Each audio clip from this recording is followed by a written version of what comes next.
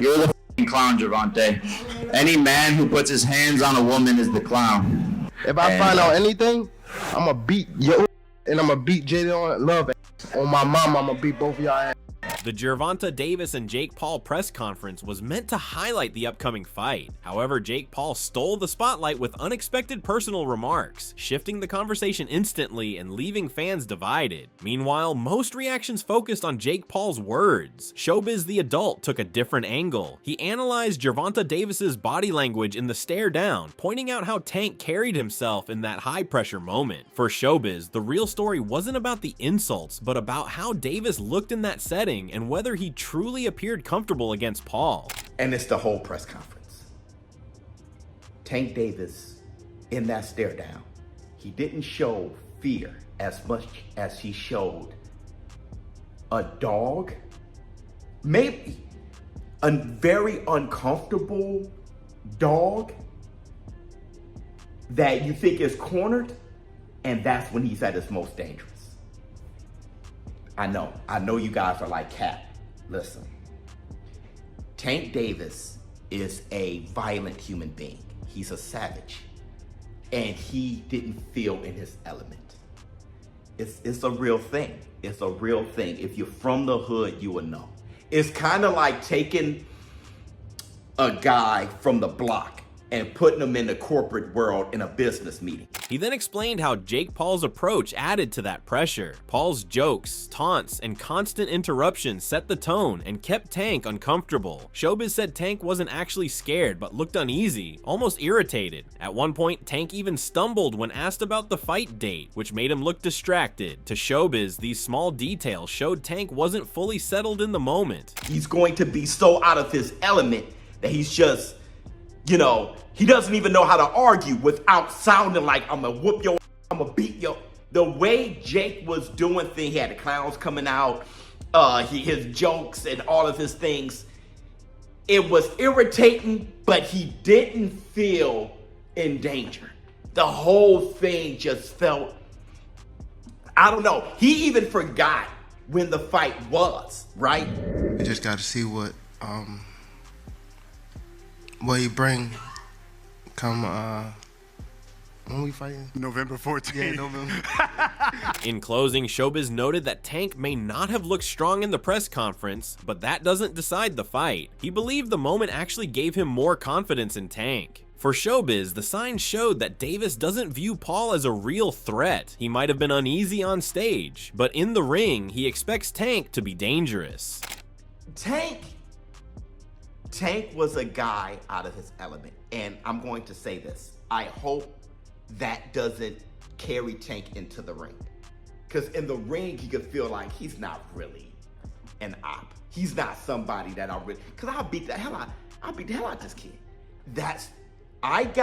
Listen, I was feeling that Jake Paul was going to knock out Tank. This press conference made me feel a little bit more confident about Tank. I'm no cap.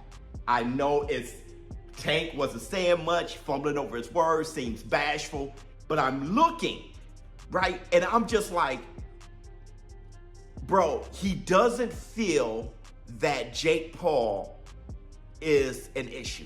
Moving on, when asked about his strategy, Jake Paul broke down the key advantages he believes will decide the fight. Instead of relying only on knockout power, he highlighted his physical tools and the lessons he's learned in training. Paul spoke with confidence about what separates him from Gervonta Davis, explaining how his approach can expose weaknesses while pushing himself to perform at a higher level. Yeah, I would say a lot of things, but I think first and foremost is going to just be my reach, my size, being able to keep him away. I think there's a lot of holes in his defense that a lot of people haven't exposed before, and he's a great fighter, one of the best. I'm excited. He's elevating me to a new height. He's making me push myself to my limits. I'm more locked in than ever, but at the end of the day, I know I'm going to be able to come out on top and outbox the guy who's been doing it for 7 times as long as me. On the other hand, when the conversation turned to the fight itself, Gervonta Davis kept his response focused on the bigger picture. Rather than trading insults, he spoke about what fans can expect from the event. Davis acknowledged Jake Paul's size and strength, but stressed that the real winner will be boxing as a whole. For him, the matchup is about delivering excitement and giving fans a memorable show. November the 14th, you got Jake Paul and me. I think it's going to be a great event. Every time I fight is fireworks. Jake Paul coming in, you know, he's much bigger, he's much stronger. Boxing wins come November the 14th. You know, it's not just me and Jake on a fight. It's a whole card, and we just giving boxing what it needs, and that's excitement. Meanwhile, before the sparring remark, Tank shifted into a more personal tone aimed at his team and critics. He talked about training and warned that he would react if anyone crossed a line. The comment mixed bravado with a joking threat, showing he cares about his camp and preparation. Fans picked up on both the laugh and the seriousness in what he said in equal measure today. A lot of speed. He warming up. We're now. sparring. That's what we need. We're sparring. Warm up. Some I know 8-year-olds. I got 8-year-olds in there. If I find out anything, I'm gonna beat your and I'm gonna beat Jada on Love. On my mama, I'm gonna beat both of y'all. On my mama. The tension rose as Jake targeted Tank personally. Instead of joking about clothes or the fight, he went after character, calling out anyone who hits a woman. The moment quickly shifted the atmosphere, shocking the audience and leaving Tank visibly irritated. Jake's words weren't just trash talk, they were meant to sting, to challenge Tank's image, and to create a narrative bigger than the fight itself. What was supposed to be a face-off turned into a raw and personal confrontation. You want to see clowns? Gervonta, you're the clown, buddy. You're the clown, Gervonta. Any man who puts his hands on a woman is the clown.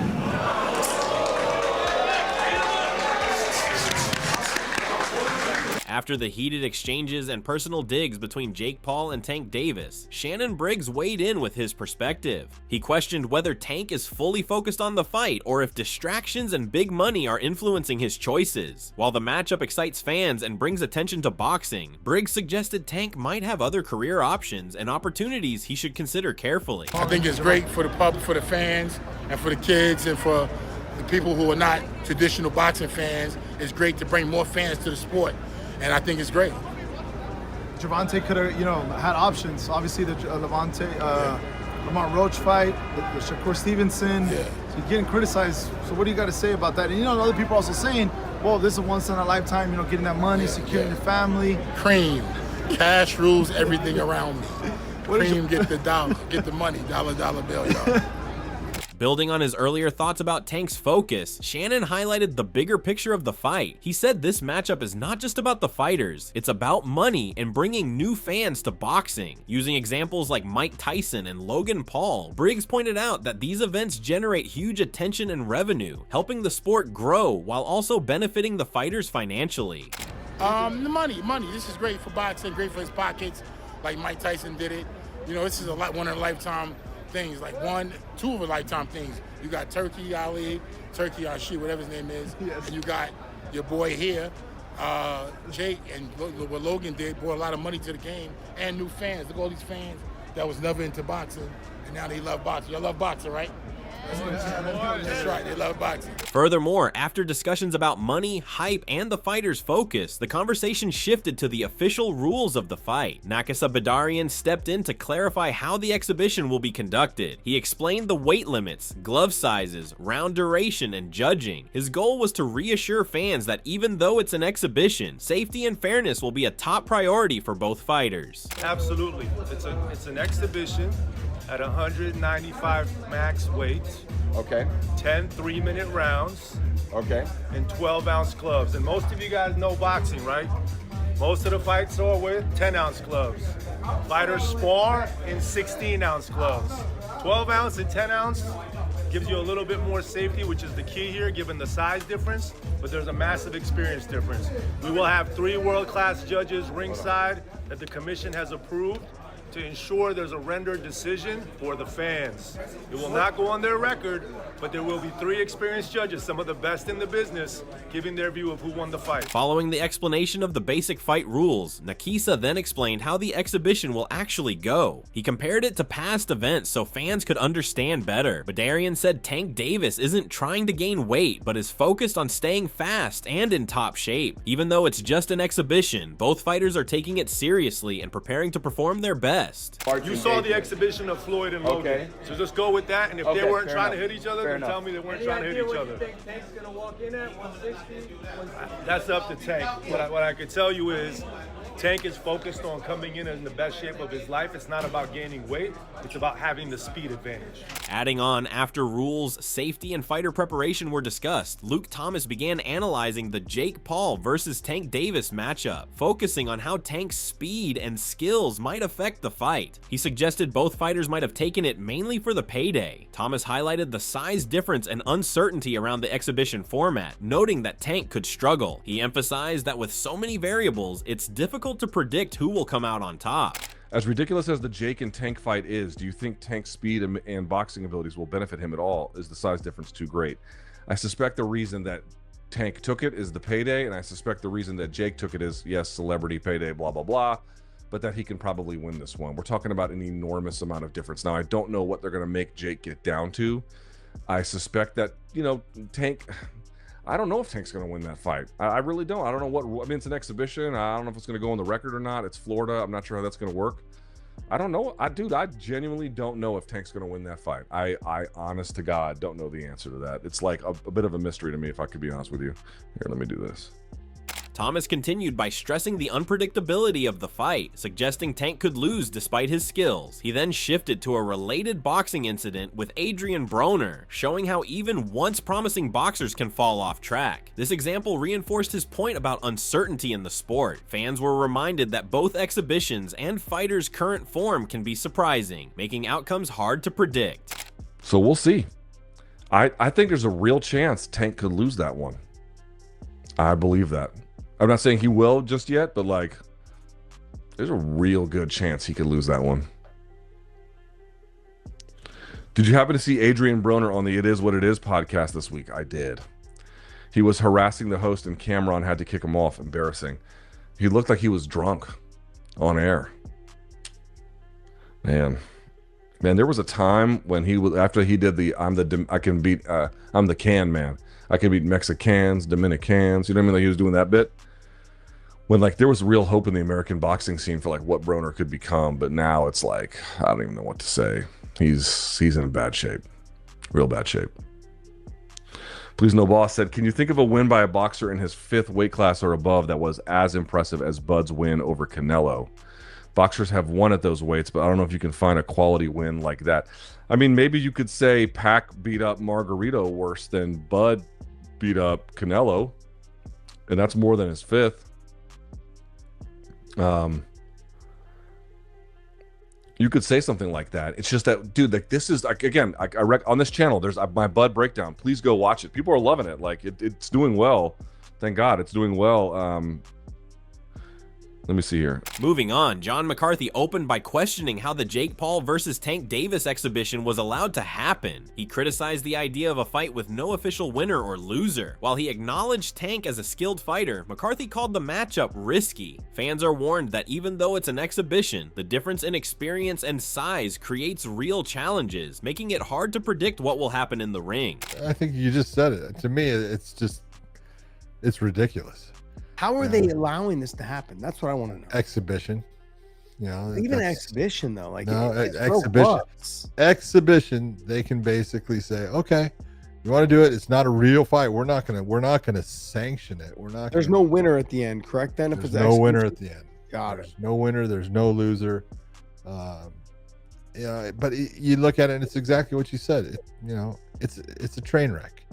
And when I say it's a train wreck, it's not that Gervonta Davis is not a phenomenal fighter, but to sit there and to think that he's going to be able to, do well with Jake Paul. McCarthy then explained why he considers the fight a train wreck. He said Tank might struggle because Jake Paul has fought bigger opponents, and Tank may not be strong enough to make his punches count. McCarthy noted that weight and stamina will be key issues. Despite Tank's skills, McCarthy suggested that Jake's size, experience, and prior fights give him a clear advantage, making the outcome uncertain for Tank. I think you just said it. To me, it's ridiculous. How are they allowing this to happen? That's what I want to know. Exhibition. Even exhibition though, like no, it's exhibition. robust. Exhibition. They can basically say, okay, you want to do it? It's not a real fight. We're not gonna sanction it. There's no winner at the end, correct? Then if there's it's no winner at the end. Got it. There's no winner. There's no loser. But you look at it, and it's exactly what you said. It's a train wreck. And when I say it's a train wreck, it's not that Gervonta Davis is not a phenomenal fighter, but to sit there and to think that he's going to be able to, do well with Jake Paul. After John McCarthy talked about the big size and experience gap, Ariel Helwani shared his thoughts. He asked why fights like this are criticized in boxing but celebrated in MMA. Using examples, he explained that in MMA, fans enjoy unusual matchups, but in boxing, similar fights get mixed reactions. Helwani highlighted how fans see freak show fights differently depending on the sport. I'm not weighing in. I was just wondering, as I was trying to think, okay, like, why is the reaction this as opposed to that? If this same situation gets booked for like a Ryzen show where it's a guy who's 200 pounds against a guy who's 135 pounds, that's what they fight at. Generally, I'm sure it'll be a little bit closer, maybe 200 to 150. Who like how much bigger can Tank get? Why would that be somewhat celebrated in MMA, but in boxing it isn't? Do you know what I mean, Pizzi? In MMA, like, we sort of love the freak shows, but in boxing, they don't. Following discussions about size differences and unusual matchups, Eric Jackman shared his thoughts on Jake Paul. He said Jake is not really a championship-level boxer and is better suited for big, entertaining fights. Jackman explained that fans are more interested in spectacles, like the Jake Paul versus Tank Davis fight, than in seeing him chase traditional boxing titles. I've been very consistent on my Jake Paul thoughts. I will reiterate one more time. I would rather see this because it's a spectacle than him versus Ryan Borland or Andre August or chasing these like quote-unquote championship dreams in boxing. I don't think he's a championship level boxer. I don't really care about that journey. I want to see him in spectacles. Netflix is going to air Jake Paul versus Tank Davis. So to me, this is, Do you think it will do well? It will be watched. Building on his earlier point about Jake Paul being better in spectacles than chasing titles, Jackman explained how smart business moves make these fights successful. Eric pointed out that Netflix and other partners only need a big name like Jake to attract viewers. The opponent doesn't matter as much because the fight is about attention and entertainment, not just traditional boxing competition. The brilliance is that Netflix says they want it. That's the brilliance of all of this is Jake Paul having Netflix go, we sign off on this, we want to air it, let's do it. That's all he needs. It doesn't matter who the opponent is because he is getting the eyeballs that he needs. Him, Nakisa, MVP, they make smart business moves. Because if you're fighting lower level guys, you're fighting on DAZN pay-per-view. You're fighting on DAZN, or you're just in a hall in Florida fighting a guy that nobody's ever heard of. Like, what's the benefit? Aren't gonna buy that shit. No, they don't want it. Furthermore, after Eric Jackman explained how Jake Paul's fights are more about business and spectacle than traditional boxing, Calvin Ford added his perspective. He acknowledged that Jake has been smart and consistent in building his career. Ford also pointed out that while the fight with Tank Davis is exciting, it's risky, and safety and proper management of weight and logistics are important to protect the fighters. They was talking about this for years. Tank been going back and forth for so long, and people don't understand that, And one thing I can say about Jake, he's good at what he do, and he's been doing it. That's why he's where he's at. And everybody keeps saying, be honest, this is a risky fight. You know what I'm saying? Anything can happen, but I don't know all the logistics besides love, what weight class. There's a lot of stuff I don't know about yet. But my main thing is to keep him safe. The Jake Paul versus Gervonta Davis press conference revealed more than hype. It exposed personalities, strategies, and pressures on both fighters. Paul's shocking personal jabs stirred controversy, while Tank Davis showed moments of unease. Experts highlighted exhibition risks, size differences, and how spectacle drives modern boxing. Every detail from preparation to composure matters. Ultimately, the real story will unfold in the ring, where skill and focus will decide the outcome. Fans witnessed a tense, dramatic, and high-stakes boxing showdown. Who do you think will come out on top in the ring? Jake Paul with his spectacle-driven style, or Gervonta Davis with his experience and skill? Comment below and share your prediction.